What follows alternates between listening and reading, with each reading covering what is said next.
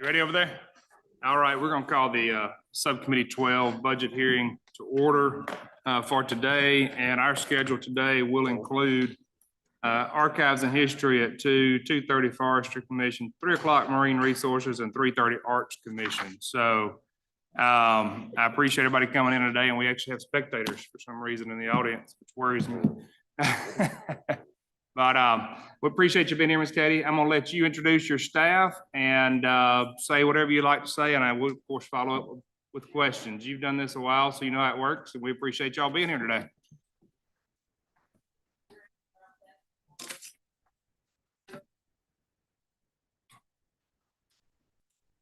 Will you put on one of those mics for me? There you go. Oh, thank you very much for the support you've given us over the years. And I always like to start with an update on the 2 Mississippi museums. They're doing great. We've had over 600,000 visitors in so far. We've come back strong from COVID. And what we're especially thrilled about is the number of organizations that are renting space for events there. We're doing really well with that. We've also successfully raised a lot of money, private money, to fund field trips. So students from any school across the state can come, whether or not their school has funding for field trips.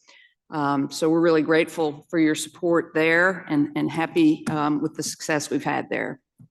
Our first request, as always, is for salaries. We have implemented a 5-year strategic plan for salaries that will involve granting incremental raises to staff who've earned them, with an idea of bringing them all to market rate. The cost is $459,000. And then we're requesting 5 new positions in areas of growth. The cost of that is $331,000. And we got the base number from y'all, and the amount of the request over the base is $768,000. Our staff work really hard. They were traditionally severely underpaid. We've made great progress in the last 5 years. The new compensation plan helped a lot, and y'all have helped us along the way, and we're grateful. The rest of our request is for our special projects, and we have a number of them. Since we opened the 2 museums in 2017, we have focused on elevating our sites around the state so that visitors would have the same quality experience at those sites that they do at the 2 Mississippi museums. We began with Windsor Ruins. That project the stabilization project is complete. We're working now on landscaping and interpretation. But that's a much loved and well visited site, and we've been really glad to be able to stabilize those columns, which are no longer in danger of falling. Our next priority was Grand Village of the Natchez Indians, which is a National Historic Landmark, a very significant site that we've had since the 1970s and have not invested in since then. The museum is too small. The exhibits are out of date, and there's no place to accommodate the large crowds that come for special events. So we are building a new museum there. We have architects under contract, and we'll keep moving forward with that project. Next is Historic Jefferson College on Highway 61, just north of Natchez. We've had that site since the 70s too. There are 8 historic buildings there from different eras, all of them in grave need of restoration. We operated the site for many years kind of as a local history museum, had toward the end very small visitation. We closed it and decided to devote all the operating money to restoration and to seek additional money for that. We knew that if we were coming to y'all for millions of dollars in public funds, we needed to make a bigger impact with that at that site. And we developed a 2-part plan. The first is an interpretive center that will share the stories of that region, which are the central stories in American history, and we think can bring a lot of visitors there. And that's cotton slavery, Civil War, and Reconstruction. The stories we'll tell there connect very closely with other sites in Natchez. There's really no better place to tell that story than Natchez. And we project, I think, a significant impact on an already strong tourism economy there. The other plan at Jefferson College is to establish a historic preservation field school where we will bring high school, community college, and college kids onto the campus to have hands-on training from instructors we bring from around the country in preservation trades that are in high demand in that area and around the state. Brick repointing, window restoration, and other related trades. We've done a survey of contractors and architects across the state, and the overwhelming consensus is they cannot find these workers. These jobs pay well, and our plan is to bring students and give them a path to a degree, whether it be high school, community college, or college, and then a career. We've had really good success in partnership with Mississippi State University, Tulane University, and other schools. We have a field school coming up this spring that ought to teach us some more about best way to do it. And we are, of course, for all of these projects, seeking external funds. We have increased our request. Last year, we got $8 million for the two Natchez projects, Grand Village and Jefferson. This year, we've increased our request to $12 million because we received a $1 million NEH chairman's grant for the project at Jefferson College. It was the biggest one in the country and the only one in Mississippi. It is a matching grant, a 4-to-1 match. We do have 4 years to make the match, but we went on and requested the funding this year just to be certain. Those were the two projects we had on our plates this time last year. And then last year, y'all assigned us to work in partnership with the Friends of the Vicksburg campaign and the National Park Service to build and operate a new visitor center at the Vicksburg National Military Park. We're very excited about that project. It connects very closely with the work we're doing in Natchez. It's the most visited historic site in the state, and I think has the potential, once there's a new exciting museum there, to boost tourism in this region. And you see all of these sites are connected. The more places you give people to come and understand these central stories in American history, the more people will come. We received $10 million last year, and we're requesting another $10 million this year to keep us moving on that project. And finally, we had an opportunity beginning last year to start work on a project we've had in mind for years, and that is the demolition of the abandoned Eudora Welty Library building across the street from the two museums, where we will create a public park that will be used by the department, by other organizations, by the city, and will create a vista between downtown Jackson and the two Mississippi museums that will be a lot more attractive than the abandoned and decrepit building that is there now. We had a donor come forward with $1 million for that project. At that point, we got started. Y'all added $2 million to that last year, and we're requesting additional $3 million this year. We are raising additional private funds for this project, but our hope is to have the public money cover most of the demolition and the site work, because that's harder to raise money for.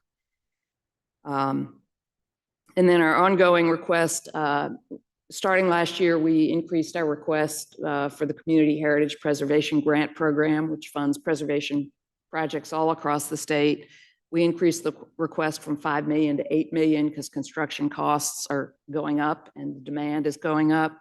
We got $5 million last year. We would love to have $8 million this year. It's a very popular program. It's done a lot of good around the state.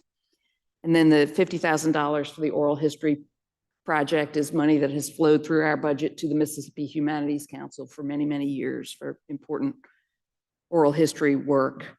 And I do want to talk a little bit about the private money we've raised, but I'll be happy to answer any questions in the meantime. Committee, if you got any questions up until there? Senator Thompson.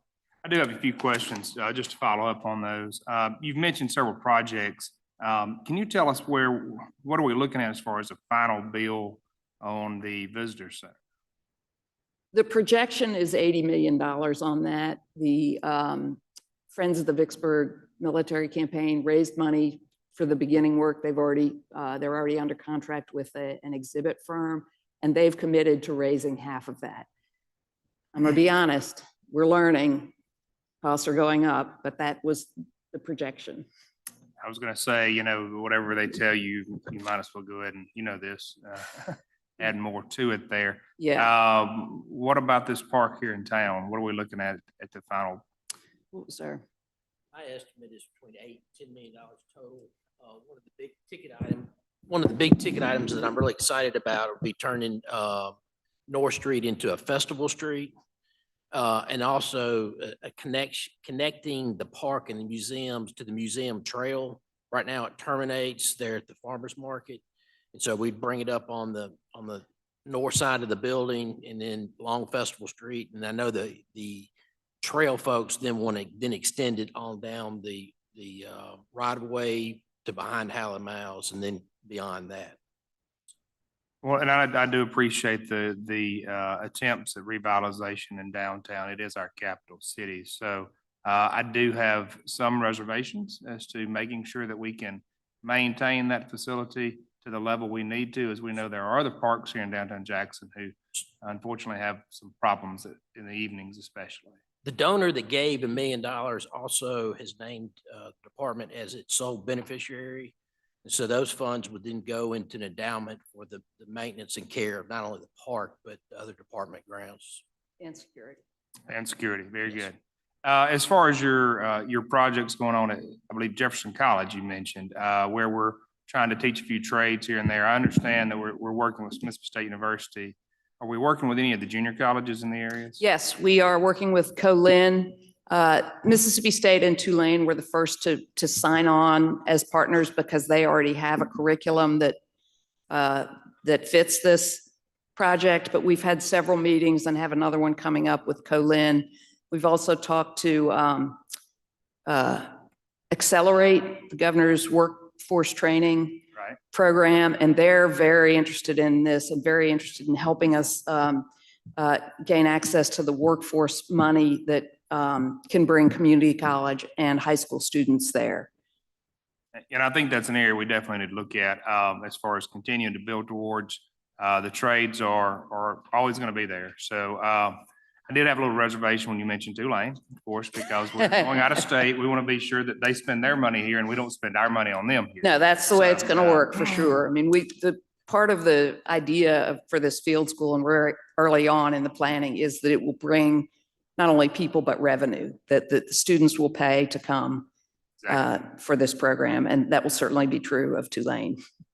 I do see in some of your requests, and I don't know if you've mentioned this or if you're planning on getting to this, you mentioned, and I see on my sheets that we've had some positions that were cut maybe in the past because they weren't filled.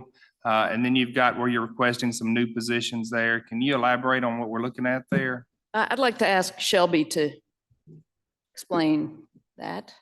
Sure. So we're requesting 5 new positions. The first is an architectural historian who's going to work with our historic preservation division to do architectural review with the National Register of Historic Places. That's a great expansion on that program that's really successful. Next, we have a cultural resources specialist too, who's going to work on Mississippi History Day, which is a really wonderful educational program that we have that brings students from all across the state in to do history projects, kind of like science fair projects. And they're able to go to Washington, D.C. to present those projects. So that's really special.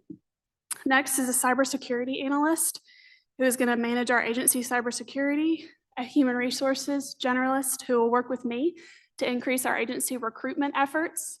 And finally, a public relations specialist who will work closely with our development team to do fundraising efforts.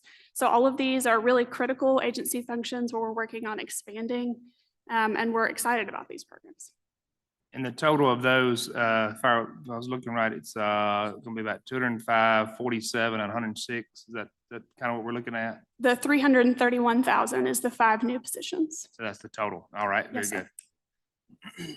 I do ask this question of every agency that comes before me. Your progression money from last year, Yes, sir. how did you utilize that? Oh, I'm really proud to tell you about that, actually. So we worked really hard to design a salary strategic plan that provides incremental increases to our staff with the goal of eventually getting them to the market rate. But we have 3 priority levels that we assign to our staff members in conjunction with our leadership team. Our priority 1 staff members are individuals who are in really, really high stress critical roles or who have been at the agency in their current position and have been extremely successful for over 10 years. So those are the people who are eligible for between 6 and 10%. Priority 2 are staff members who have been at the agency for at least 6 months and who are very successful or who have just been at the agency for some time and are a regular performing employee but are successful. And then priority 1 individuals are those who are not eligible for increases based on disciplinary action or some other problem. So we meet with our leadership team on regular intervals throughout the year to assess our salary strategic planning needs, and then we cut them back or increase them based on what we have on hand. So we've been able to implement really positive changes in that area over the past year. So, I appreciate that, because you went into the next question I was going to have was going to involve SPV, but in this position, your very small amount of money that we gave last year, you just put that into your current plan. Is that what you're telling me? And you Yes, sir. utilized it based upon your priorities? Yes, sir. Okay. Right, and then a couple of new positions, people who came in the past year who became eligible during. The reason we ask that, we have across the board, we have some people that have given their 3% across the board. We've had people that have given percentage across the board and then did performance-based measures. So let me ask you this, your current priority positions you've got, is that based upon the SPV plan? Have you sat down with SPV and worked through all that? Yes, sir. Because So- we're encouraging everyone to, you're missing out on the opportunities to actually give a little bit of a boost Yeah. by not going and working with them. Yes, sir. So the salary strategic plan we came up with has been approved by our agency leadership and then has also been approved by MSPB. We work closely with our analysts when we're implementing that plan. We try to be really strategic about it and be sure we're addressing our most critical needs. So are you having trouble keeping positions filled? We have had some issues with retention, yes, sir, throughout the past year, but part of our effort to continue this plan is to help with that retention. We're finding that we've been able to keep some of our most critical people because we've demonstrated an effort to, compensate them appropriately for the work that they're doing. We still have some work to be done in some critical areas where we're paying below our competitors in the region, but even in the past 6 months, made a really concerted effort to look closely at those areas. Okay, thank you. Yes, sir. Senator Delano? Thank you, Mr. Chairman.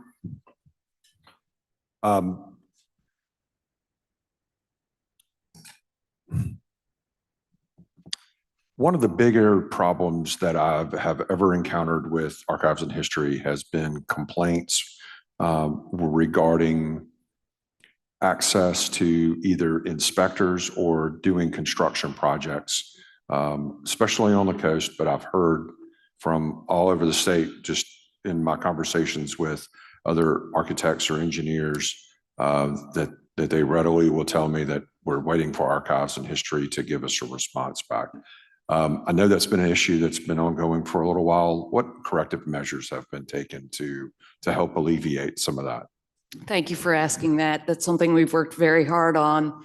The issue comes up in 2 different ways. One with Mississippi Landmarks, where our Board of Trustees has to give permits. And we, not long after I became director, revamped that entire process to make it faster and more transparent and simpler. We worked with some people on the other sides, people at universities, to kind of identify what was not working about it. And I hope you are finding, as I think we're finding, that those problems have really, really decreased. The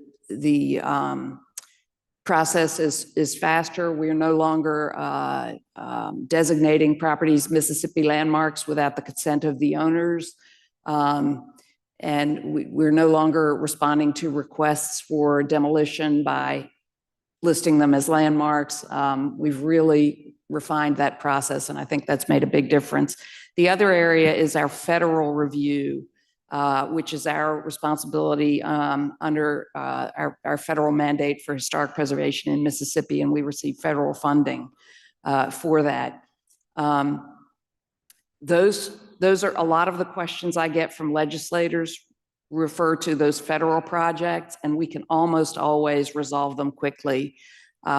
People just, they don't understand the process. I mean, we don't really control the process. We're just commenting as the federal authority. But if you ever hear of an issue, I wish you would let me know, because we take really seriously our responsibility to move those quickly and to work with the property owners to make sure that the preservation, the historic resources are protected, but the landowners get what they need. So if you have heard of a recent issue, I wish you would let me know. Always just call my cell phone and we will work it out. Yeah, and I've offered that for developers as well, or for Absolutely. people, and they have chosen not to follow back up with me on it because they're either trying to work it out with you internally, or the other issue is that they are trying to make a modification to Right. a facade or to a building that has not been looked favorably upon by Archives and History. And I don't know exactly what starts that or where that, but I hope that there's a process for modification to some exteriors, because I think that there's a lot of hesitation for moving forward with projects that are willing to make a massive investment in saving a building, but if they don't get the proper functionality out of the building, or it doesn't meet ADA or it's too cost prohibitive for that, then they pull the plug on it and abandon the project. And that's certainly a challenge that we all face. I totally agree. It was a big problem when I came on, and we had really boxed ourselves into a corner on it by being inflexible on some of these projects. And we've worked really, really hard over the past 5 to 10 years to become more flexible and to acknowledge that a historic building that has not been altered but sits empty year after year is not what we're after. So again, I encourage all of you and all of you in the building to let me know when these issues come up, and I will resolve them. Great. Mr. Chairman, I have one other question I'd like to ask real quick.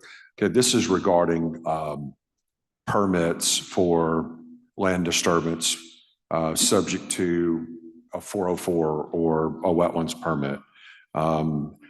It's my understanding that throughout the federal process for making an application to impact wetlands, that there is a request that's sent either to DEQ or to DMR or somehow to the state requesting information for whether it was a cultural resources survey is required or not. Right. And in many cases, a developer will go ahead, whether it's requested or not, and just do a cultural resources survey.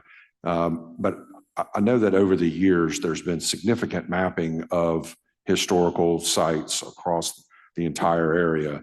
And I've had some permitters over the last year and a half or so that have said, man, we really are hitting a wall, because it seems like we get to the 90th day of an application and then we get a letter from Archives and History saying, well, wait a minute, we're going to require you to have a cultural resource survey. Right. So is there not a better way of mapping or a better way of determining whether a cultural resources survey is going to be required for this type of permit than to wait for the very last day? Yes, it's a great question. The issue is that, we have significant information about cultural resources, and what we're really talking about here is archaeological artifacts, Native American resources. We have a database. We are not allowed to make it public because the federal government mandates that these sites be protected. But I always encourage developers to contact us at the front end, and our archaeologists can look at the area and say, steer away from this portion, you're fine over here, and they're happy to do that. Because we don't like it either when we have to come in at the end of the process and say, there may be human remains here. But again, our role in this is as a commenting authority. We can't stop a project, we can't alter a project, we can't delay it. But who can is the tribes, and they are also, and a part of this process. And we see part of our role is to help mitigate that and have, sort of early conversations between developers and the tribes to try to come to an accommodation. And that's almost always the outcome when we get involved in these projects. Yeah, well, I want to work with you a little bit after this fact, or after this hearing, on trying to understand that a little bit more. Sure. Because again, as a developer, we make an application to either DEQ or Right. to the Army Corps of Engineers. We don't have interface with other agencies. They send the letters out. That's right. The federal agencies send the letters to the state and That's ask right. for an opportunity to comment. Mhm. And that's done in a defined time period. And it just inevitably seems like at the very last minute is when we get a letter from Archives and History requesting a cultural resources survey. Right. So I would like to work with you about that, especially within urbanized areas. I think that that's Right. something that the property's been looked at and the area has been looked at for hundreds of years, and we know where the sensitive areas are not. Right. And there's some excluded or areas that could be excluded that I think would help with the city's efforts to develop or the community's efforts to invest. Right. So thank you very much. We have I 30 appreciate it. days for that review, and we always make the 30-day deadline, and we are often very early in that 30 days, but that 30 days comes late in the process, and that's what causes problems for developers. So we love to have conversations with developers at the beginning of the process when they're still kind of exploring the possibility, and rather than wait for the official consultation that, you're right, is triggered by the federal agency. We can have an unofficial conversation at the beginning. It solves a lot of problems. Thank you. I appreciate it. Thank you, Thank Mr. you. Chairman. One last clarification, and we want to be sure that the next agency has their allotted time as well. But you've got a request in here on Beauvoir. Mhm. And can you tell me, it's like $100,000, and I think there's some requests to change that as far as the non-recurring expenditure. Can you elaborate a little bit on that briefly? for us? Sure. The legislature has directed $100,000 to Beauvoir in our budget every year since 2004, roughly. And Archives and History, we don't actually make this request. We used to not have any authority over how that money was spent. And then some 10 years ago, worked with the legislature to ensure that Archives and History would have permitting authority over how that money was spent. It can only be spent on the historic resource itself, on the house, and only for repairs that are consistent with the federal guidelines. They often don't spend the money in a year, and it has to be reappropriated. I leave that to y'all's discretion. All right. Thank you, Mr. Chairman. Do you have anything? We have additional members here. Mr. Chairman, I just want to, on that request, or you had mentioned that something about reoccurring cost. There's no discussion about changing that language to allow for reoccurring cost, correct? There's not, my understanding is not, the request is just to make it a non-recurring expenditure. Yes, it's not, they're not recurring costs, but we often do request reappropriation. Okay. Well, I just want to make sure that we're not No, defeating anything that because we worked on that for a number of years to get that right, to make sure that the money that is spent is can't for spend it on restoration. operating, right, That's correct. right. That's correct. Thank you. If Anything I- else? Yes, I'd like to just call your attention to the last paragraph here, which addresses non-state money that we bring in for these projects. Y'all gave us the opportunity to do that. In fact, you mandated that we do it for the Two Mississippi Museums project, and we have continued to raise private money to successfully seek federal money, grant money. We seek funding and often get it from every source we can think of. And we work very hard on it.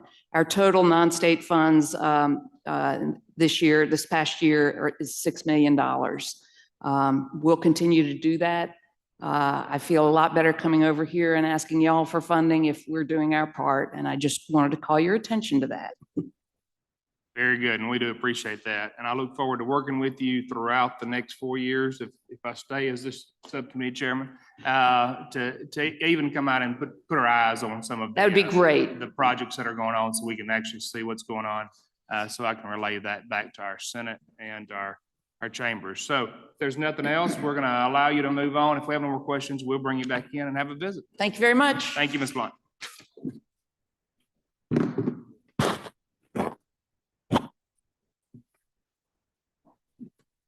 Thank That's quick. Thank you. Appreciate it.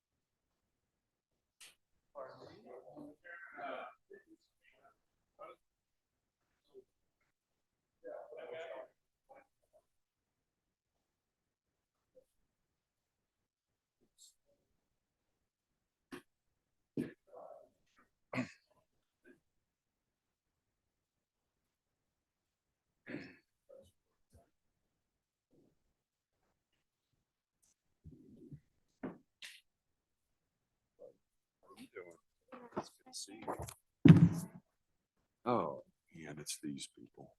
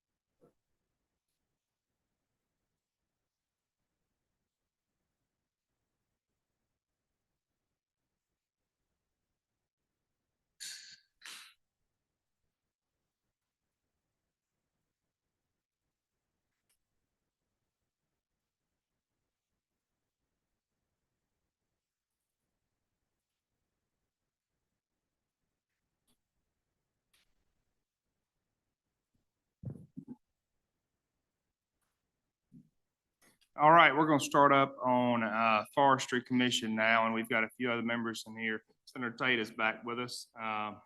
We have Senator Rhodes. I asked Senator Rhodes to come in as he is the Vice Chair of Forestry now. We wanted to be sure he was up to date on the budgets and what is going on in the agency.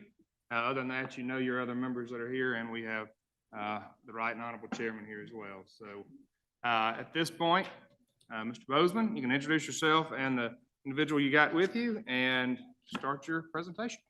All right. Thank you very much, Mr. Chairman, members of the committee, Mr. Chairman. It's a pleasure to be here today. I am Russell Bozeman, the Executive Director of the Forestry Commission, also known as your state forester. To my right, I have Russell Jones. He is our Business Services Director and obviously very knowledgeable in the budget request that we're going to be going over today, as he is the one that had the responsibility of making sure all those numbers added up. So appreciate the opportunity to come in here today. My agency doesn't ask for a lot of hearings historically, but we have a pretty important budget request that we want to make sure we came in and had the opportunity to talk about. As y'all may or may not know, we're one of your service agencies. Just to give you a quick synopsis of what we do, we serve. In fact, last year we served almost 7,000 landowners in Mississippi.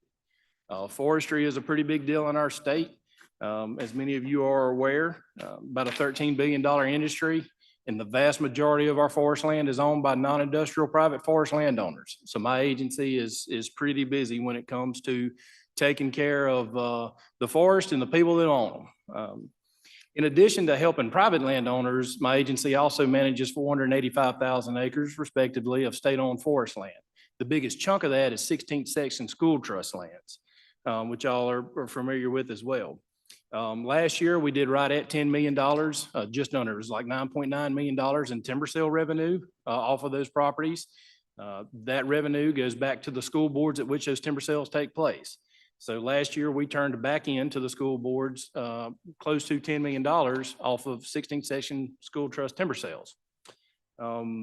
Another big component that allows us to serve is when we start getting into the wildfire side of things. So we are also the state agency that has the responsibility to suppressing all of the wildfires in Mississippi.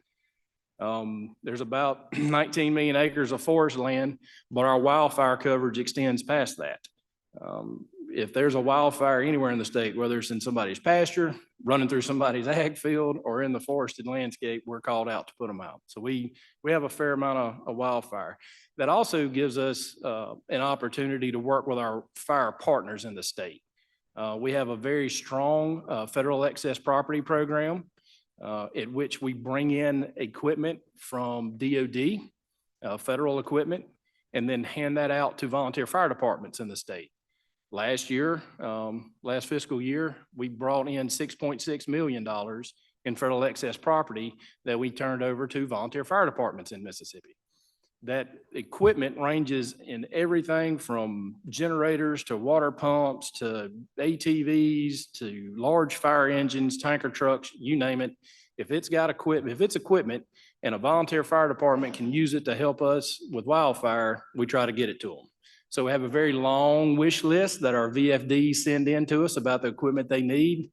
In fact, we had a few of them ask for some Hummers, and we managed to find some Humvees and get them handed out here recently that they'll turn into brush trucks. They'll put a tank and a pump in the back and use that as a wildfire brush truck at these volunteer fire departments. They're a great partner of ours, and we have a very good relationship. We also handed out 69 grants last year to volunteer fire departments to help them buy our style of wildland fire personal protective equipment. You know, wildland firefighters don't use turnout gear. We use Nomex and wildland fire gear, which is a lot lighter, but still fire retardant. The hope is for a wildland firefighter, you're not in the fire like a structural firefighter running into a building on fire. We try to keep a little bit of distance, but we handed out 69 grants last year to volunteer fire departments to help them get that type of equipment. While I'm on fire, last fiscal year, we had a relatively normal fire year. We had just over 1,000 wildfires that burnt just under 20,000 acres, 19,800 acres last year. As many of you are aware, we ended up into a little drought situation this fall, and already this fiscal year, we've had 1,731 wildfires that have burnt over 25,000 acres. This information is in the packet that we handed out, that Corbin handed out on our behalf. If you're looking at specifics, the orange sheet is our fall wildfire numbers. If you want to see what happened in the state from a wildfire perspective this fall, that is that orange sheet. The drought, the effects of the drought, I should say, are not over. Many of you have recognized or possibly attended the chairman's meeting last week, where we're seeing a lot of pine mortality in the state right now. So we are the agency in charge of keeping up with our forest resources and the health of that forest resource. We do a statewide inventory. We do 20% of the state a year in inventory so we can track our forests. Obviously requires a fair amount of personnel to do that. And we are seeing a fair amount of pine mortality. Working with our federal partners, we do have some data together. I think that data was presented last week. We'll be happy to share any of that data if anybody needs it. I will say though that the effects of the drought to our forests and trees in general, it doesn't have to be the forest. We're seeing a lot of mortality in urban landscapes and yard trees. But we are doing our best to stay on top of it, working with our partners, gathering the data, doing a lot of the ground truthing for the satellite imagery that we're getting to look at the pine mortality situation. And we're going to watch this spring as things start greening up and see what kind of effects we may have on the hardwood. It's kind of hard to tell that right now with leaf off. So we'll see what greens up in the spring and see what kind of additional damage our forest may have incurred during this unprecedented fall drought season. So that's kind of the agency in a nutshell, kind of the stuff we've been working on over the last fiscal year. Some of the services that we provide. I mentioned urban and community forestry. We do have a very large urban and community forestry. Well, it's not a large department. It's only 2 people. But we spend a lot of times with some of your cities and some of your communities, helping them manage urban forests as well. With that, I'm going to turn it over to Mr. Jones to talk about what we're here to talk about today, which is not necessarily pine mortality or forest health issues or wildfire issues, but it is our budget request. You'll notice in the information that we handed out, we do have a very large need, we feel, when it comes to our wildland firefighting personnel. And what you have before you is what I have been referring to as a wildland firefighter pay increase. That is a very important part of our agency and a very important service that we provide to the state. And we've come to a point where we are asking for y'all's help to mitigate some of the turnover we're seeing in that role with some of the markets that are out there and available salaries. We're having a hard time retaining or recruiting people into those roles. Usually on the first big wildfire, you're going to find out who doesn't mind eating smoke and who does. And so with that, I'm going to turn it over to Mr. Jones. Thank you. I appreciate everyone for having us today. Thank you, Mr. Chairman. This is my first time sitting at the big table, so if I stutter or ramble on a little bit, I hope y'all bear with me for just a second. Like Russell mentioned, our typical appropriations, and on the last page of the handout, there's like some trend lines for appropriations and consumer price index for the last 10 years. We're not immune from inflation. Everybody's probably going to sing that same story. Prices go up and we just have to react to it. I'm going to skip the salary component of it because that's going to be the one that I'm sure is going to like eat up the most attention. But for now, I'm going to touch base with travel. Our travel expenses for our budget request for 25 are relatively predictable. We're requesting a minor increase over the LBO base of 9866 to account for inflation. And all of that is special funds authority. With contractual money, the lion's share of the contractual expenses for the maintenance and the repair of the transports and our heavy equipment. Usually that's relatively stable for us. There's been some adjustments to that due to inflation. The inflationary increase that we're kind of anticipating in contractual over the LBO base is $219,416. And all of that is in, of course, the main budget request that we sent in.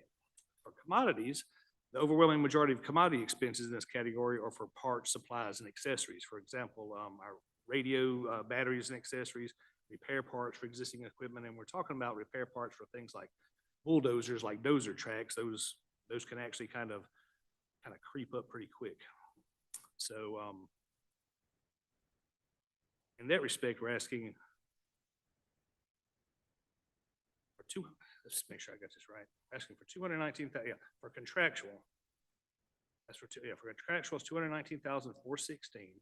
For commodities, this is parts and repair, which is we're requesting $2 million for fiscal year 25, which strangely enough is a slight decrease in this category. We've been pretty good about staying on top of it, so we're actually looking for that money to go, that request to go down. $2 million for fiscal year. Okay. For capital other than equipment, these dollars are typically used for wildfire staging areas and work center maintenance. We maintain several of these staging areas throughout the state. We're requesting $275,000 in this category, which is a slight decrease for this category and a match to the LBO base number. Equipment. So to maintain our equipment's 15-year rotation, we need to replace about 6 dozers per year on average. We're unable to maintain that rotation schedule currently because of supply chain issues, and it appears that deliveries that we place for this year may arrive well outside the end of year grace period. To keep pace with our replacement schedule, we are requesting $2 million for equipment for fiscal year 25. The dozers, they typically run around $200,000 each, and we plan to buy 8 with agency-generated special funds and 2 with federal funds. For vehicles is the second part of the heavy equipment equation, as the transport units that move, they're the transports that move the dozers. Due to the same supply chain issues and delivery problems I mentioned with the dozers, we're also asking for $1.2 million to maintain our 15-year replacement schedule for heavy equipment transports. In subsidies, loans, and grants, the majority of the expense in that category are for FRDP. It's about $3 million. There's also money in there for pass-through awards and fees and expenses to other state agencies. We anticipate a slight decrease for fiscal year 25 and requesting a total of $5.695 million for this category, the same as the LBO base amount. For my agency, the non-salary operating expenses tend to be the most volatile as they are significantly tied to wildfire. Because of the volatility in both special funds revenue and operating expenses, we cover 100% of our non-salary operating expense with special funds authority. So everything in all of the categories up to this point has been 100% special funds authority. For salaries, now salary is going to be the big component to this budget request. To begin with a little background, before SEC squared, we've been actually trying to fight two main salary related problems. The first is salary progression. So essentially, prior to SEC2, there was not really an effective means of salary progression to keep pace with the changing and evolving market. Over time, many experienced employees would go as long as 7 years with no salary progression. We did what we could within the means that were available to us, but the continuation of the salary progression issue and some of the staffing issues due to the recent labor market has kind of put us in the situation that we're in today. When SEC squared rolled out, we knew that we needed to address salary equality for all employees to the extent we could within our appropriated funding and within the scope of the SEC squared framework. So what we did was we developed an equity formula that leverages two parts: the state personnel board's established salary ranges for each job classification and the employee's education and experience directly related to their position. Using this formula guarantees that every employee is appropriately compensated for their experience and education. We then use this formula to apply the appropriated salary progression dollars that were appropriated to every employee within the agency. The second problem that we were running into was salary ranges of our firefighters. At the same time, we've been working with the State Personnel Board to address the salary range issues for our firefighters. The starting salary for our forest rangers, which is the core backbone of our firefighting force, actually went down when SEC squared was implemented. And the ranges for our technicians and foresters were not market adjusted. The State Personnel Board did not have any relevant market data to accurately set the salary ranges for our technicians, foresters, and rangers. At their request, we went out and polled the contiguous states and gathered the salary survey information included in the handout and provided to you today. So you should be able to see that information in front of you. The purpose of this was to utilize their resources to help to validate and formulate a compensation model for our firefighters. The forestry pay plan that you have in the handout is the model developed by the State Personnel Board to correct the salary range issues for our firefighters.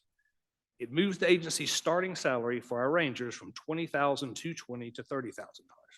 For our technicians from $26,185 to $37,000, and our foresters from $33,600 to $40,000. So the very last page, which of course is the kind of the summary of the entire thing. The salary is going to require some components. So the salary progression amount that we're requesting for fiscal year 25 for our existing personnel, and these are all rangers, techs, and foresters, is $1.336 million. We are currently vacant 38 Ranger 1 positions and 7 Forester 1 positions, and the cost to hire those at the new pay grade is just under $2 million.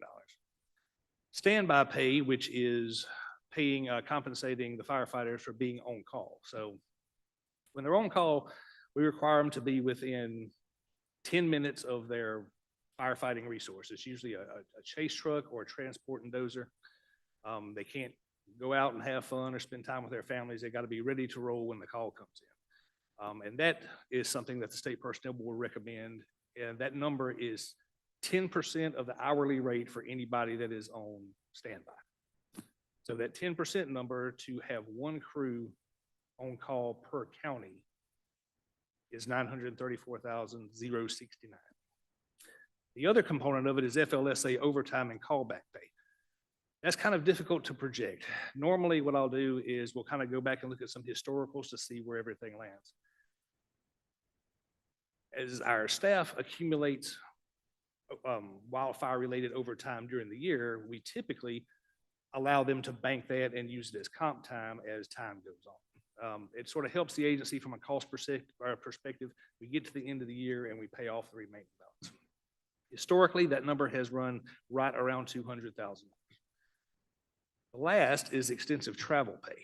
So extensive travel pay is when we have to move resources from North Mississippi to South Mississippi, which is unfortunately the areas that have the highest amount of wildfire concentration. When you take them away from their families, there's some compensation element to that, and the grand total for that comes in at just about $40,000. So the grand total for the entire State Personnel Board Forestry Pay Plan is $4.489 million. I want to mention that that number is slightly different than the number that was on our budget request that we submitted back in August. So the 4.221 number from August was our best attempt to come up with an actual cost to implement the exact same plan. State Personnel Board watched it, rinsed it, and what came out of it was the $4.489 million. So by and large, the 10,000-foot view, and I probably could have started with this at the beginning of the presentation, is everything except salaries is relatively flat. There's some minor inflationary adjustments. The salary component is going to be our big ask, but we have now approached kind of a critical situation in regards to our firefighting corps. So that's going to be our top priority. Thank you, Mr. Jones. So, that the request, and he just mentioned it then too as well, that we submitted in August is slightly different than what we are asking for today. It is our understanding that since we had State Personnel Board approval of the plan that you have there in front of you now, that the number that they sent over is in fact the $4.4 million number, which is the wildland firefighter pay request that I mentioned earlier at the beginning of my presentation. So you're telling me the SBB has sent out a $4.4 million request to this body to bring all your stuff up in 1 year? So my understanding from the State Personnel Board, our contacts at the State Personnel Board, that they have sent this plan to leadership in the Senate and the House, and that they have said that they approve this plan, and that this plan, should it receive funding and authority from our legislative body, will be what they recommend to their board, because it still has to go in front of their board as well, that this is what, and we were meeting with Kelly Hardrick and Ryan Beard. This is the plan that they have approved and are supporting. Okay. Anything else on that? Before we start questions? That is the majority of our report. Yes, All right. sir. I hate to say this, but we've probably got a few questions, and we're probably gonna go just a minute or two late. General, I hope you will oblige us on that. We will get to marine resources here in just a minute. To the committee, I open up for questions first. You've got one? Okay. You're welcome to take it on whenever. I do have, and Mr. Chairman, have you got any questions to start? I do have some questions, and I've asked this of everybody, but your progression money, what did you do with it? Yes, sir. Well, in Russell Jones' report, he mentioned the progression salary. And so one of the first things that we did when SEC 2 became a thing was we created a long-range compensation model. And so that formula that he was referencing is how we applied those funds. So you are now in here asking for the lowest members of your team to get raises, but you didn't give it to them. So, well, what we're asking for today, well, yes, not necessarily raises, but we have there's a salary issue, a salary range issue that we're asking to get fixed today, and that the Personnel Board has acknowledged. So you also heard during Mr. Jones's presentation that when SEC 2 rolled out the starting salaries, the salary ranges, the starting salary for our rangers, techs, and foresters actually went down, which we didn't think was supposed to be possible, but it did. And so the current starting salary for a Ranger 1, for example, is $20,200. The State Personnel Board, and using the survey that they asked us to conduct with other state forestry agencies, currently has a minimum starting salary recommendation of $30,000. So we're talking about a fairly large salary range adjustment that we're trying to make to our wildland firefighters. And I understand that. I also understand that these folks are out there and they're going in the fire with oftentimes with very little equipment and a backpack to go and fight this stuff away from their families and to go among it. You were there. You were a certified firefighter, if I remember correctly, wildland firefighter when you came through. And you, at one point, this agency had to require that you were able to still fight fire. But I think we pulled that as one of the requirements away. But for $20,000, I don't know that I would do it. And I'm very concerned about the way that we spent our money when we could have brought them up a little bit. And I understand that we had a huge fire year, but we also have had years without all that. And the average at the end of the day is going to bring that back around to just a little bit different. So my concern is maybe we didn't focus on the right people. And I've said that in our 3 meetings together, and I will say it again today, that maybe we didn't focus on the people who really needed it. And I understand we're trying to keep people. I do appreciate you going to SPB, and I've met with Mr. Kelly Hardwick, and we've sat down and discussed it, and he's cleared up everything that's been said as to what happened with SEC. And I've seen the plan, and I appreciate you doing that, because I think at the end of the day, we could have avoided some of this by doing that years ago. And I think, don't worry, this is not just you. I know one agency that did it all right, and everybody else is suffering right now trying to play catch up. But we're all going to get that together and get it in the right position. As far as there's some questions I've got within your checkbook from the previous year, and I'm not going to throw those numbers at you, but I'm going to ask this question. Are you utilizing an AG attorney, or do you have one on staff? We do have an AG attorney. Her name is Kim Turner. And I do also have a contract attorney on staff. So we're paying 2 attorneys, and you've got one for the state, and then you're paying about $50,000 for another attorney. Is that right? I'll have to check that. I thought the contract was less than 50. So we're 40,000. paying an additional attorney there. I also have a question about our pilots. We've upped the salary on pilots last year, brought him up to a pretty good salary there. I also see some positions where we're paying pilots to come in. Are we having trouble getting pilots, or did he have vacation we had to fill, or what's No, going on there? Well, pilots are an extremely hard thing to get regardless of what entity you are. And you're right. So when SEC2 rolled out, the pilot, in fact, there wasn't a pilot job class that I was aware of. And when they created one, and it was a very large salary range, based on what our pilot, we only had one because we couldn't find them. We had been trying for years. But at the pay scale that we were able to pay, that we had available to us at the time, we couldn't get pilots. And so we were having to use a contract pilot here and there just when we needed another pilot, because pilots have to have some rest at some point in time. The salary range for the pilot class, the chief pilot, went up substantially. It essentially doubled from the salary at what they were assigned previous to SEC2. And so that our pilot has been with the agency for around 25 years. And he probably flew a lot this year, I would And take. he knows what fire looks like from the air. That my ground crews call him the angel, because when he gets up there and he's circling around those fires, he can see the staff and the personnel that are down on the ground so well. They feel it's like a comfort blanket above them when he's up there helping to direct ground resources, because he can see if there's a spot. One of the hardest things to see on the ground when you're in the smoke is a spot fire, something that has jumped your fire lane or something that's fixing to put you in a pinch point. But he can see that from the air very well, and so he is. Yes, I wouldn't mind having another one, especially with wildfire seasons like we have, but the chief pilot we have right now with 25 years of experience is the best person I know to see fire from the sky.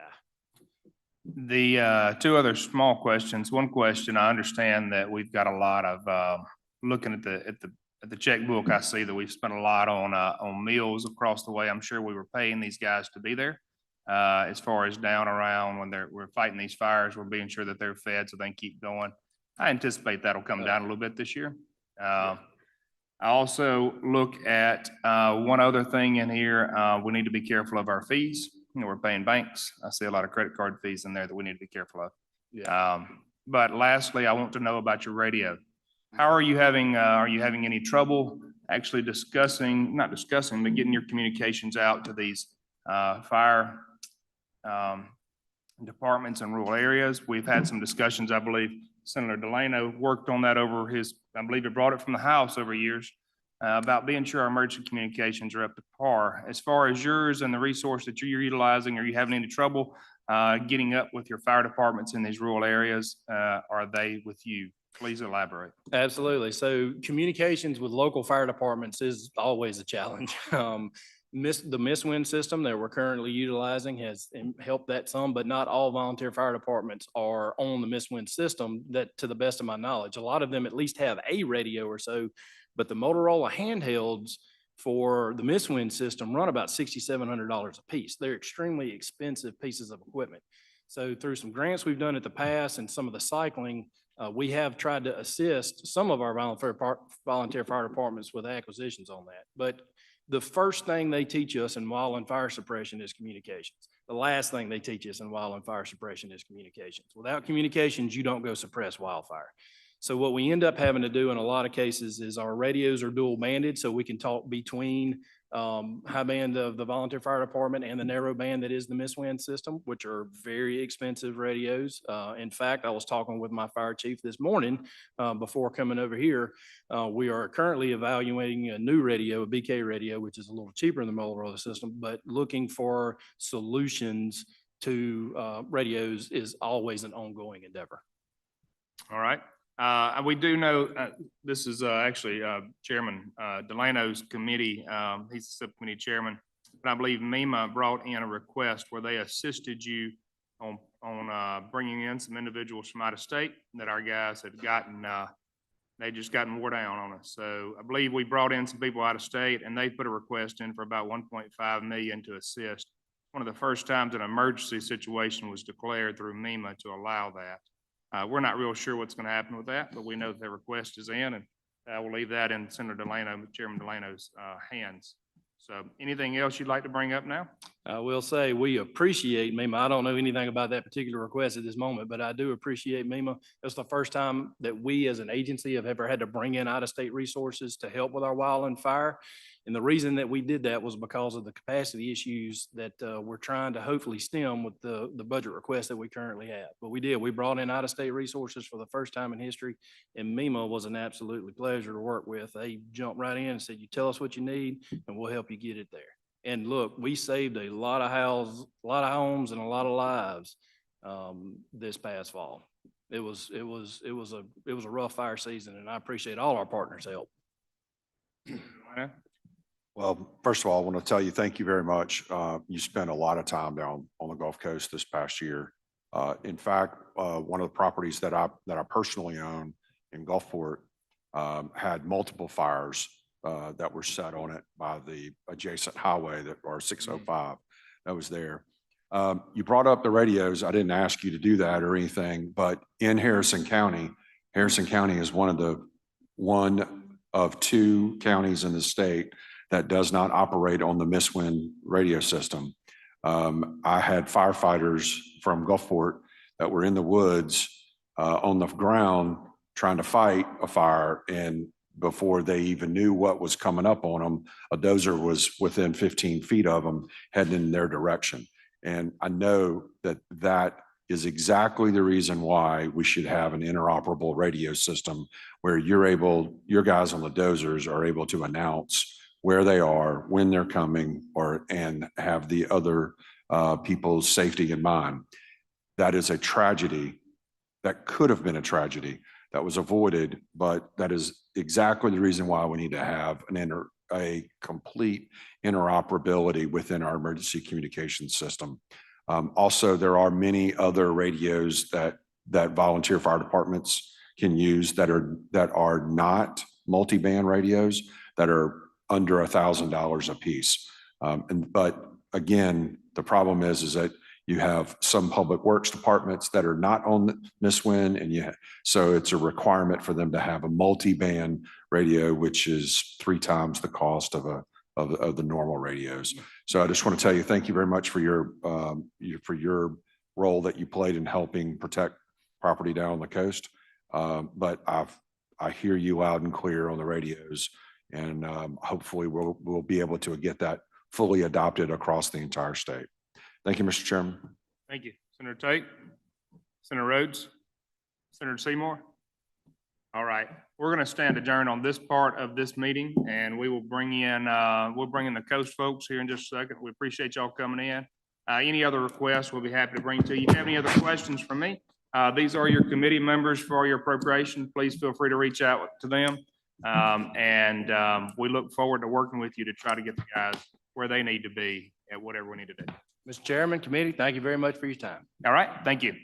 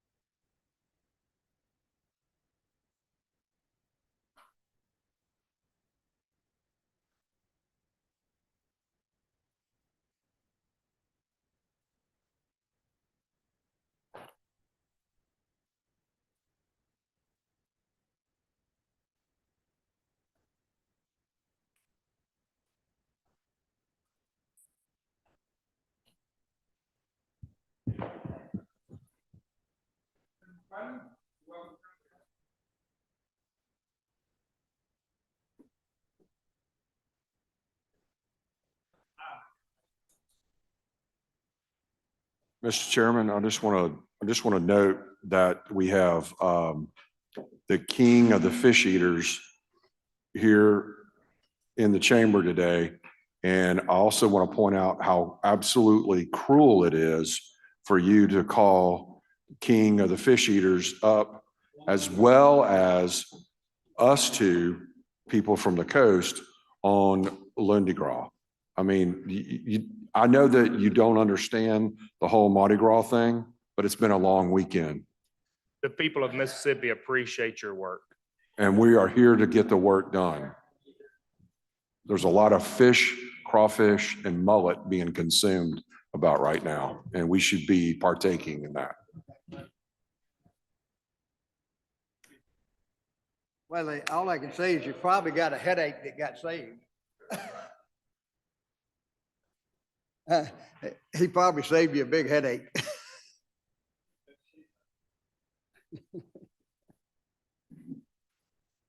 Well, let's move right along. I apologize for being a little bit late on that one. We got a little tied up in our first one there.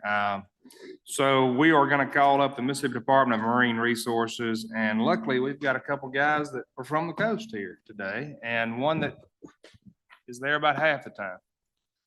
But we appreciate you being in here. Joe, please introduce yourself to the people at home, and you are welcome to start up. Thank you, Mr. Chairman. I'm Joe Spraggins, the Executive Director of the Department of Marine Resources. And we're very proud to be here today to be able to talk to you about our budget and give you where we're at and what we're looking for the future. And with that, if I can, I'll just move into the budget, if that's all right, sir. All right, for our state appropriations budget, if you look at it in the handout, it says in FY23, we spent 5.76 million of state appropriations funds, and we had 6.4 million appropriated for 24, which we expect to spend most of that, and asking for 6.7 million if we're looking at for 25. And I'll go into the reason for that in just a minute. But as you can see, it says off-road fuel tax revenues are used for general agency purpose, not specific, but majority of that's used for paying for a lot of the fuel and for the boats and all for our Marine Patrol, and a lot of it's used for it. So it goes basically back to what it's being used for. In the next slide, you'll see next page is positions, and if you'll see the FY23, we had 177 total positions, and you can see the funding there, and it's 2.7 for state, 2.76 right at 2.7 for federal, and then 4.3 for other. But in FY24, it was basically 100. We cut down 4 slots and made it 173 slots, and it went up to around $2 million in the appropriations. In FY '25, we're showing the same 173 slots, but I would anticipate that we'll probably take some slots away during that time because a normal process. And we do have several slots that we're looking at right now that about 4 or 5 of them that we haven't been able to fill, that we've already talked to LBO about possibility of removing those slots for next year. So we are looking at making it work to where it needs to be at. And if you can see the numbers there, I don't want the 17 under state appropriations to be deceiving. That is just they 17 that's 100% that, but a lot of them are about 30 to 50% split with the federal or other appropriations, and the easiest way to break it out was the way we've done it so far. But there are a lot of them that are split with other appropriations. Any questions on that? All right, if you look at our budget totals, and you can see that we spent in FY '23 about $27 million, and out of that 27 million, 24 million of it was from other funds, and about 3 million of it from state funds. The state appropriations, right? And if you can look at it, I can go line item, or if you want to, or do you think I need to do that? You're welcome. Just go your 1,000-foot view right now, and we can come back down line item Okay. if we need to.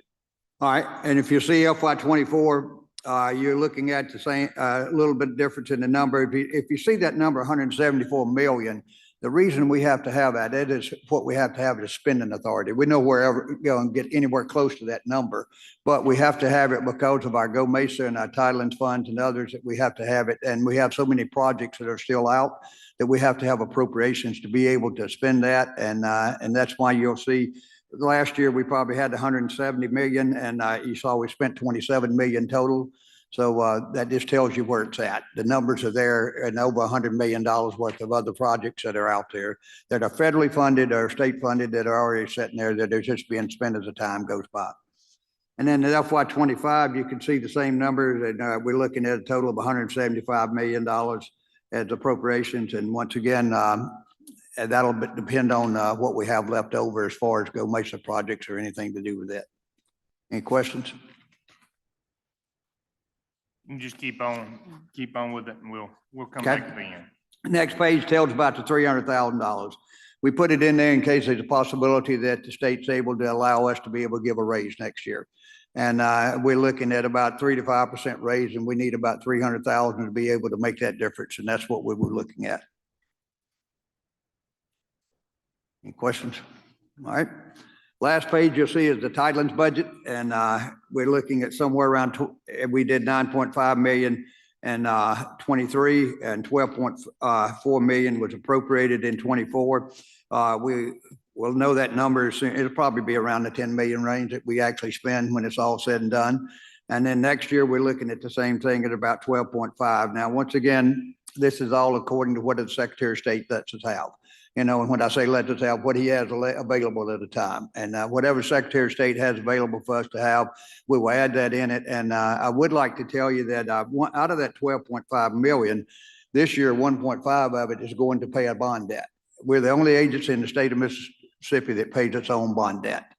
So this is debt that was put there before I came there, but it was there that was made, and we're paying it off, but we're the only one that pays back our own bond debt. So 1.5 million, and in about another 2 years, it'll go to 2 million a year. So that's going to have to come straight out of that. So just to let you know where we're at, and out of that other, if you just back up and say another 10 million of that is for any year, prior year funds. And that's for something that we had to spend from the prior year that we wasn't, you know, we had to have appropriations for. And then the other part of it is split between the legislators with the state and with the Senate and the House, and that money is used for what we call their projects for the community. And so the community projects that they're able to use. And then we have about 3.5 million or so that's used to run the agency with, that we use part of that as a 70-30 split to run our NER, that we pay 30%, they pay 70. We pay part of it on other contracts that we do that, you know, like with our heritage, we split a 50-50 with them and some others, but that's where a lot of the money goes. And with that, that's all I have, sir. All right, I will open the floor for questions. Senator Thompson?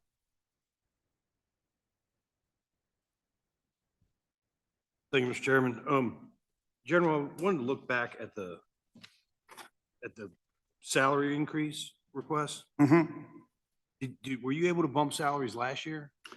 We, in FY '24, we have not done anything, and I will explain that if you'd like.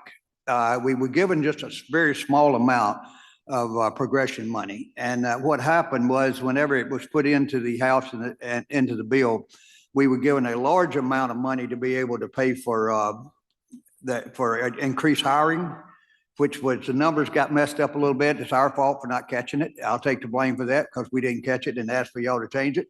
But so what I asked for was, could we move some of that money back and forth the way it should be done?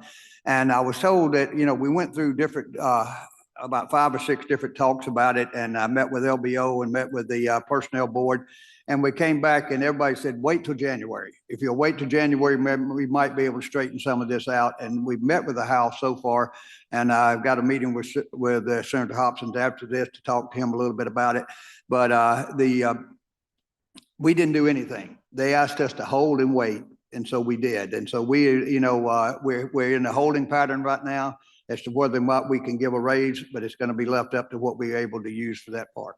Okay, so I guess the short answer is the department got a little bit of progression money, but it wasn't enough to increase salaries last fiscal year. So now you're holding to try to address it going forward. Well, and what we did is, I could have used it but they asked me to hold and they asked me, would I wait till January to do it? And which I did. And we've been working on it. And so the reason for that was to be able to try to give some type of a raise for most of the agency and not just give a Monday, Tuesdays a personal raise and what we would have had the money for. Good. Is that it, Senator Thompson? Yes. All right. Senator Delano, any questions? Senator Tate? Senator McClendon? All right. So I've just got a few questions in here. What is your plan then? Is your plan to utilize an across-the-board raise? Are we looking at utilizing a performance-based measure? What are you saying there? We're working off a performance base now. It was something that had not been done in the past, but with last year, a little over a year ago, we started a performance base, and we will be working off of that for the future. It's what we'll use. And you've got an approved progression salary plan with SBB? I do. All right. And you're good with that. You think that will bring you to the position you need to be at some point? When you say bring me to the position, it's going to depend on funding. And the funding of the source is what's going to make it. This year we could have possibly been able to do that had we have been able to move the funding back and forth. And we worked it out several different ways. Personnel boards worked fantastic with us and LBOs worked fantastic with us. They've been trying to do everything in the world they can. We just didn't want to get our cart in front of a horse. We wanted to make sure that we did it by the rules and did it right. Well, I appreciate you working with the personnel board. I believe they're an underutilized resource that can help agencies get to where they need to be, at least on the public sector averages there. I see that you basically asked for a 10% increase in salary. It's about a $700,000 increase. Would that be about right? Right. To get to that level? As far as you mentioned special projects around, is there a method to get to those special projects that you all are utilizing your funds for? Because I know that this has got a lot of federal money coming in and from other areas. Just curious because I'm learning our coast. I'm very fortunate to have some good guys from the coast here, but I'm learning our coast budgets a little bit better here. So. Yeah, so we apply for grants. And a lot of it is grants that we apply for. And we look through Fish and Wildlife, we look through NOAA, we look through whatever's out there. And we look at what we can do and what we could utilize the money for. Some of it comes with a match. And that's where we use our state funds for, mainly out of Tidelands. And a lot of times we use the Tidelands fund to be able to match that. Or in a situation to where if we use the 3.7 million as it is or whatever for the appropriations fund, we will use that to match some of the state funds, the federal funds, and where it may be a 75-25 to where we pay, the federal government pays 75% of the salary and we pay 25% of the salary. And we use those to do it. And we've been very good on it. And obviously with the Go Mesa funds, the Gulf of Mexico and Energy Security Act. That's a fund that we'll hopefully get to 2056 is when it's in the books for. And how much we get depends on how much it comes in that year. And so we're working hard every day to try to be able to work on those numbers. And in the past, we've been working around 40 million a year that we've been able to get. And so a lot of salary, some of it comes out of that, but majority of that goes basically into the projects themselves in which we pay people to do, to do the projects. It's worked out pretty good. Our titlings are great. We've been able to come up with, as you can see, an average of about probably $55 to $60 million a year is what we work off of. And that's what money that we bring in to the state. The only other thing I've got here is I do notice your travel took a substantial change from 23 to 24. And you look like you're holding on to that for this year. About a $38,000 change. Are we doing more? What are we doing there? What salary was that? I'm sorry. Yeah, no, your salary, your travel budget. I'm sorry. It looks like we're moving substantially higher in those numbers. From 101,000 to 139,000. Did we have more going on? Are we have more going on now than we did in 23? Well, we have more going on. We do that. And we're taking on additional things every year. Just to give you an idea, we just started a couple of years ago taking over the 2 ports. We have the Port of Pascagoula and the Port of Gulfport. We do all the security for that port. And so we're taking that on, and that's additional funds that we have to put into it. And now we do get grants. We get some grants to help pay for that, but we do have to put the equipment out there and operate with it. We're trying to do our joint interdictions with, we're working with Department of Public Safety with it and doing a lot of different things that we're working there with. And we're also working with NOAA to be able to do some additional projects for them. And so, yes, sir, there's a lot more going on. And, the goal is to enhance, protect, and conserve our natural resources. And whatever it takes us to do that, that's what we're trying to do, and to be able to restore that. Well, I do appreciate that. Committee, Senator Delano. Thank you, Mr. Chairman. General Spraggins, I know you've worked with us, the Coast Delegation, over the years with efforts that we've had to help streamline and build more confidence in the total amount of state dollars that we're putting towards the restoration and preservation of our marine resources. And I know that has been a really strong bill that has been worked on for a number of years to try to make sure that that all of these efforts that we have, whether it be from just DMR or if it's DEQ or if it's the governor's office or if it's the legislators or the locals, that there is some type of a common thread and an effort to make sure that our money is spent in the most efficient way. That bill has not made it all the way through the process. I hope that it does under the tutelage of the junior gentleman from Harrison at the end of our stage here. But I do look forward to working with the agency to try to make sure that there is a lot of coordination, that we are working on a same page, and that there's not a perceived underutilization of funds in certain areas. And I think that the only way we're going to be able to do that is with a comprehensive plan. And I look forward to working with you on that. Yes, sir. And to answer that, Chris Wells' Department of Environmental Quality and I work hand in hand daily on things, and especially with the store funds and other funds that he has control over, and Margot Mesa funds and all. And we work hand in hand to find out, what do we need? Make sure that we're not double spending or double trying to do something, but we're doing it the best way we possibly can. And we're working with Secretary of State on several different projects also with the same thing. And, definitely, I don't have a problem with any type of plan that tells me how to do something the right way. And we're definitely, would like to make sure that we restore and do the things that we spend the money the way it's supposed to be spent. Yeah, I think it's very important that we do that in a science-based approach and not a political approach. But thank you, sir. Thank you, Mr. Chairman. I agree. Thank you. Senator Thompson? Just This is this is totally aside from what Senator Delano was asking about, but a couple years ago, we started the derelict vessel program. And can you just give us a just brief update on status of that program and whether you're requesting any additional monies to go into that fund at this time? Thank you, sir. I had that written down. And we have, since we started the program, we have removed 89 vessels out of the water of Mississippi waters. We have about 50 that are still in the process. Now, as I promised you that we would do before, that if you would help us get started on this, and what we would do, we just received a $1.7 million federal grant to help us do this. So we got 100 through the Gulf of Mexico Alliance, and we got $1.7 million grant. And I told them all, now from this point on, we're going to try to spend that money before we spend a dime of the state money. And so that's what we're not asking for any additional, and we're not asking for it. Or we think we can make it work, and we're trying to get it paid for by federal grant, sir. All right. Well, I believe that's all the questions for this group. As you know, this is your committee.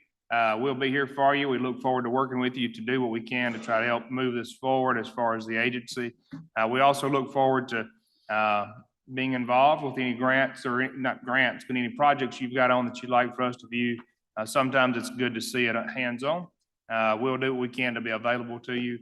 We'll always be available for communication. Senator Tate is in here. He was not in here earlier. He is on your committee as well. Senator McClendon is he's just here. So we appreciate you and look forward to working with you. Well, thank you very much. And just a quick thing, talking about the numbers and where we're at with as far as personnel, we have 2 people in the whole agency that are at market, and they're a lower level as far as pay.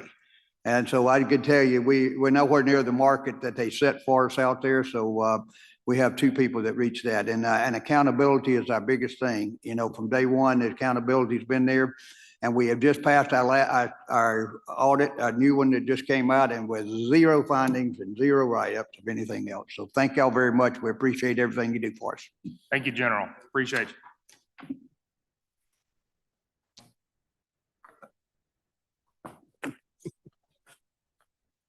Yeah, I had that written down, Senator.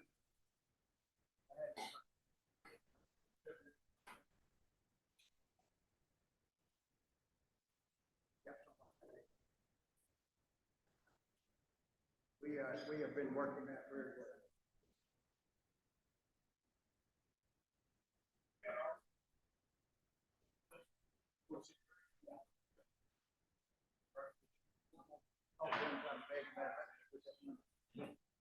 Thank y'all.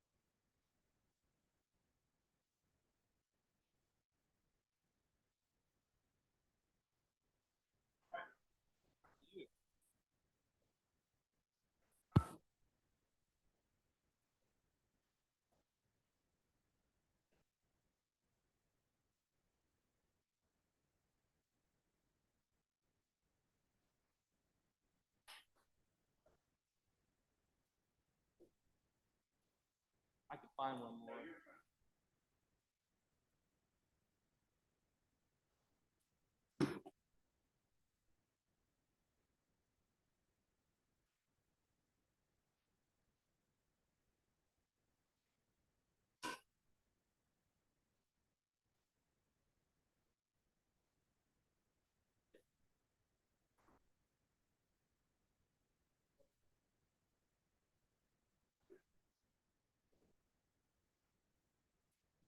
All right, we're fixing to call up the Arts Commission. We've had to exchange some members here and there, but we do still have our group.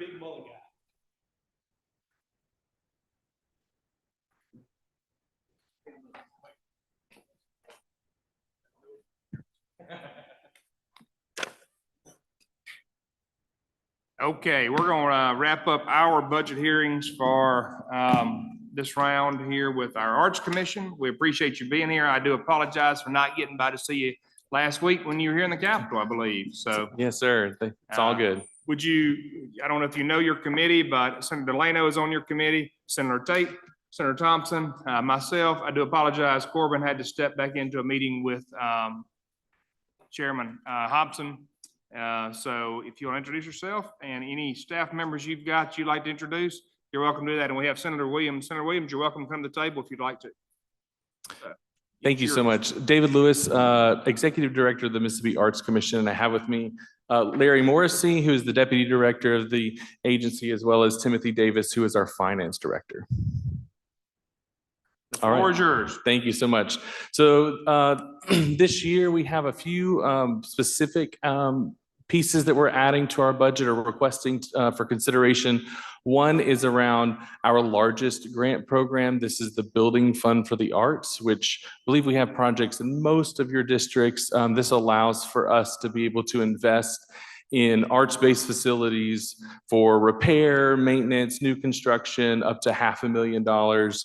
Last year, we received $5 million from the legislature. The year before that, which is when it returned, we had $3 million. So over the past 2 years, we've been able to invest $8 million in 50 projects in 36 counties across the state. The state provides 60% of that with a 40% minimum match. We've been able to actually exceed that match as well in those projects.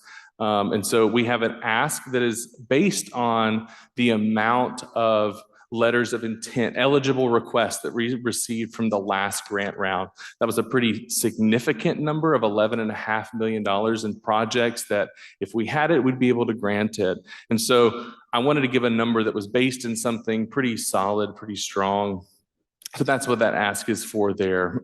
We know that this is a year-to-year capital expenditure piece. So, based on what you guys see as the session progresses, we're happy to continue that program to be able to facilitate that grant program.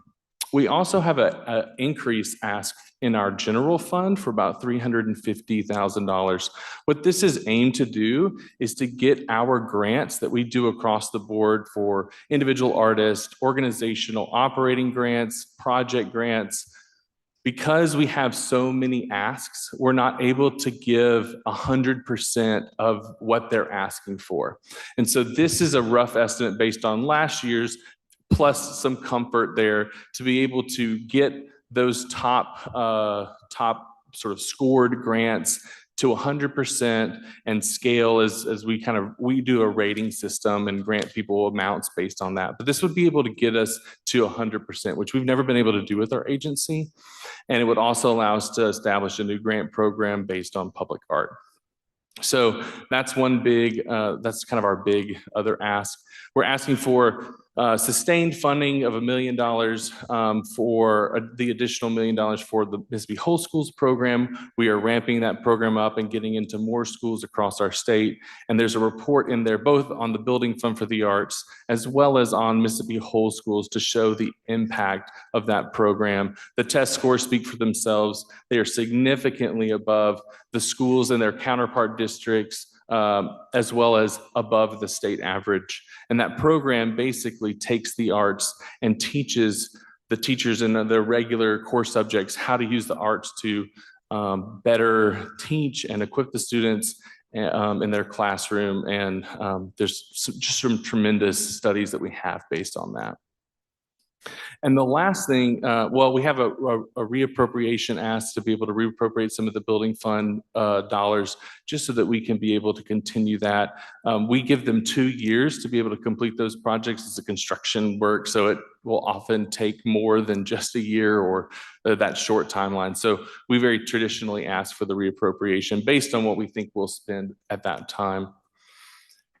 And then one other thing is I was speaking to Corbin at one point was we are not able to take any sort of percentage of the building fund for administrative costs. We really want a small, we really would like a small percentage of that, but we have to change our legislation on that. So I've got some notes here on what that would be. That would be a general bill, I believe, to make an adjustment there. So we're just asking for consideration on that to be able to get contractors in addition to our staff, because it's such a big program with a lot of dollars. We want to make sure we're administering that to the best of our ability.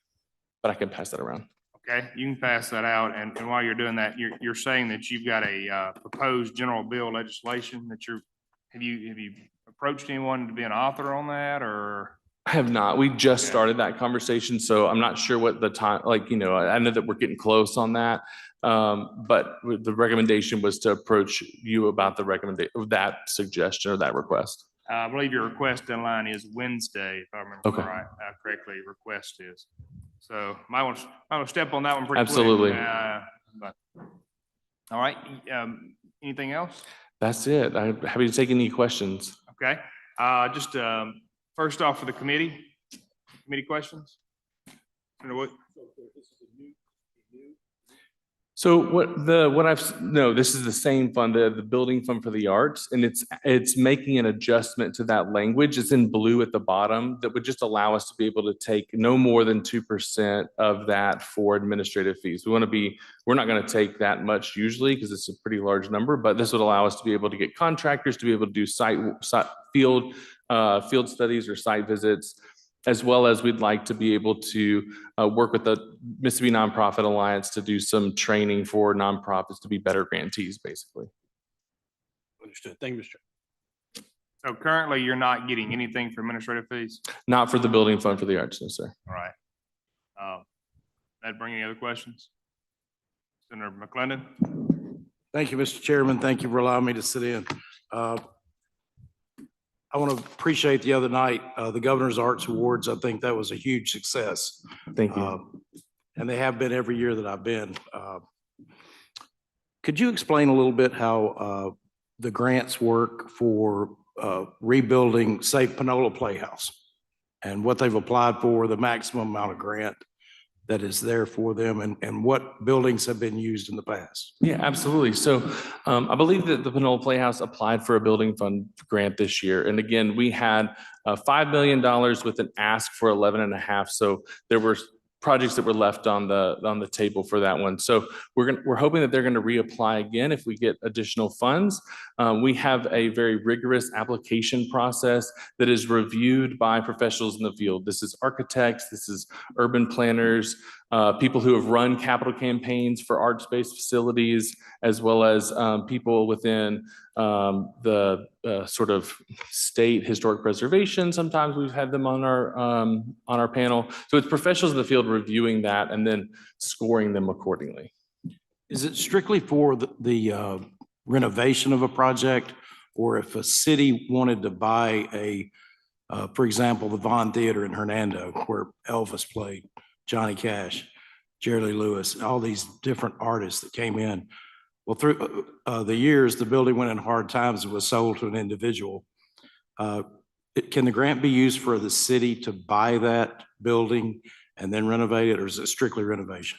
I believe it is mostly for construction. I'd probably reference the sheet that we came back, which does specify what it can and can't be used. I don't know that I know of a project to date that has, off the top of my mind, that has purchased land. Larry, do you know? I don't think so, but it would definitely be for renovation or new construction. Even could be something where if you were renovating and adding on to it, you could also use it for that as well. But I'm not so sure that for the property would.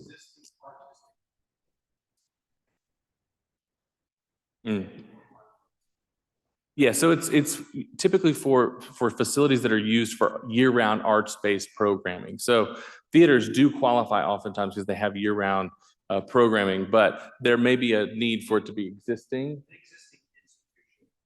institution, but that could oftentimes be a city. There are many cities that we do grant to for this program. Yes. All right, thank you, Senator McClendon. Just a couple of reiterations here. You're asking for reappropriation of 3.1 million of your 5. Are you finding that your cost of the project are exceeding what you initially expected, or are we doing pretty good on staying on track? Doing pretty good for the most part. I think that the biggest thing we've run into is timeline as far as it taking a little bit longer, especially post the pandemic. But I will say that, the reappropriation doesn't allow for us to, we're not giving them any more dollars. It just allows for us to be able to award that in the second year of the program. We give them an upfront amount, but they're not always ready. They have to present the match before they can request those funds. So sometimes they're not all the way ready by the time that we need to make a decision, because we make the award announcements. And this most recent round was in November of this year. So between November and now, not everybody has everything Very all good. aligned. And you've got 6.5 million increase is what you're asking for the grants this time. Yes, sir. And lastly, I'm going to ask you, as I've asked everybody else, your progression money, you only have like 12 employees anyway. You probably didn't get much, maybe 3% across the board. Did you do across the board raises or do performance measures? What'd you do? Last year we did across the board raises. And the schools, good deal. I believe that's all the questions I've got for you then. Thank So you. if you don't have anything else, committee has nothing else on their tape, you're good. So as such, we will, you good? I'm good.